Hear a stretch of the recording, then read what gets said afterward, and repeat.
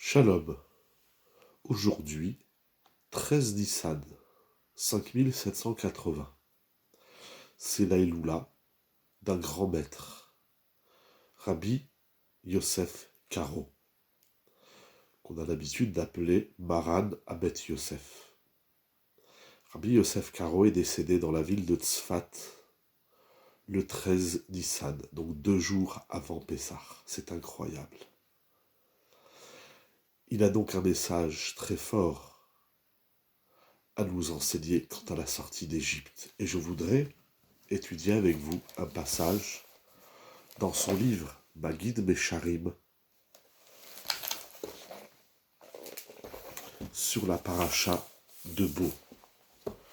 Dans la paracha de Bo, c'est-à-dire la paracha de la Torah qui raconte la sortie d'Égypte, nous avons au chapitre 12 le commandement, la mitzvah du Korban Pessah. Et il y a quelque chose d'assez surprenant. Lorsqu'Akadosh Baruch Hu ordonne aux enfants d'Israël de faire le Korban Pessah, il est dit au chapitre 12, verset 6 de Shemot, Velakechu min hadam, ils prendront le sang, Venatenu al shetea mezuzot ve'al hamashkof, et le sang du Korban Pessah, il fallait en mettre sur les poteaux et le linteau de la maison. Et effectivement, il est dit plus loin, au chapitre 12, donc quelques versets plus loin, au verset 12, Akadosh Baruch Hu donc dit aux enfants d'Israël comment va se dérouler la sortie d'Égypte. Et il leur dit, je passerai dans la terre d'Égypte en cette nuit. Je frapperai tous les premiers-nés de l'Égypte, de l'homme jusqu'à l'animal. Et parmi toutes les divinités de l'Égypte, je ferai des prodiges. Ani Hachem, je suis l'Éternel. Ve'aya Adam lachem leot alabatim. Et lorsque le sang sera pour vous en signe sur les maisons, Asher atem sham, où vous vous trouvez là-bas, Akadosh Baruch Hu dit Veraiti et Adam, je verrai le sang ou pasarti alechem. Et, alors le mot pasarti, il y a 2 traductions. Première traduction, il dit Rashi, et j'aurai pitié de vous, vechabalti. Deuxième explication, il dit, et je sauterai sur vos maisons. Velo iye bachem negef. Il n'y aura pas parmi vous d'épidémie, de mort, pour vous détruire lorsque je frapperai l'Égypte.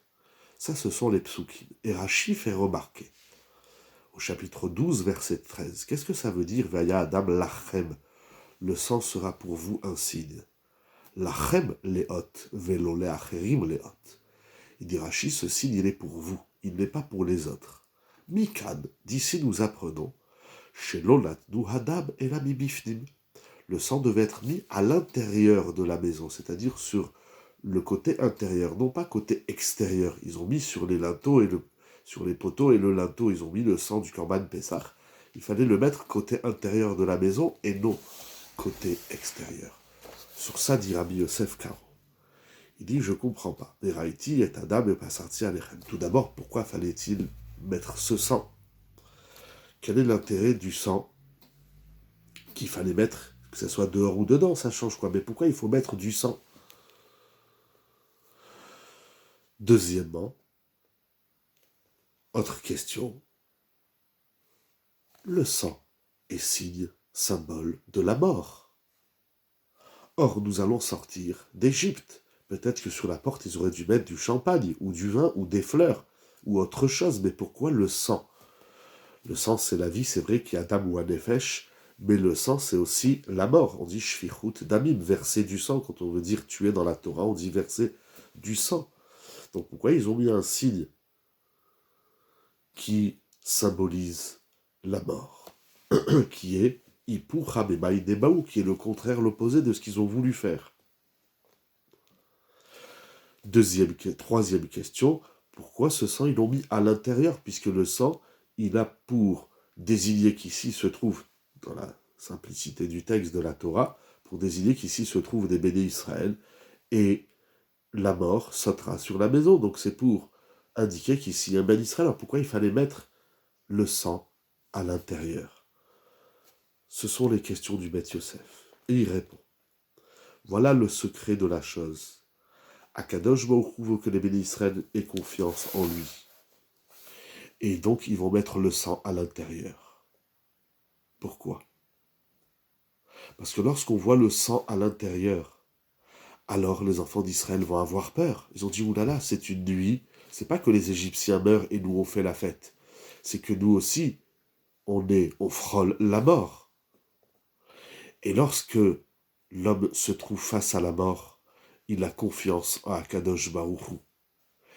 Et dans cette confiance, dans ce bitachon, déjà de faire ce qu'Akadosh Baruch Hu nous a demandé de faire.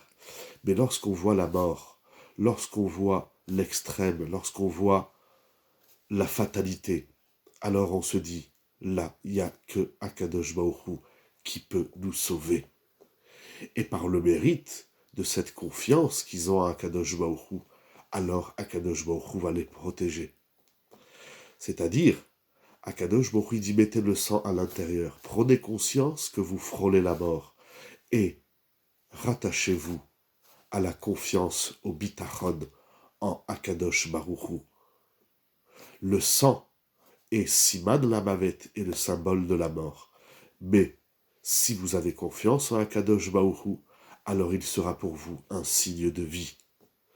Par la confiance que vous avez en Akadosh Baruch Hu, le sang, la mort, va se transformer en vie.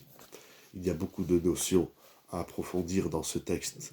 Les Ilouï Nishmat à la mémoire de notre grand maître de l'histoire, Rabbi Yosef Karo, face à Kadosh Baruch Hu, que la peur, le drame, tout le monde flippe. On est encore dans cette période de pandémie. Telle est la volonté d'Akadosh Baruch Hu qui nous dépasse. Mais Akadosh Baruch Hu, il met des fois le clan d'Israël dans une situation de peur pour qu'au contraire, ils sortent de cette peur, parce que la Géoula, c'est sortir de la peur, et qu'ils se rattachent en la confiance, en Akadosh Baruch Hu. Et par le bitachon, Akadosh Baruch Hu, quand on voit la peur, quand on voit la mort, quand on voit le pire, quand on voit l'extrême, et qu'on se dit là, c'est pas il n'y a plus rien à faire, là, tout est à jouer, tout est en nos mains, pour se rattacher à Akadosh Baruch Hu. Alors, Akadosh Baruch Hu, il amène la Géoula.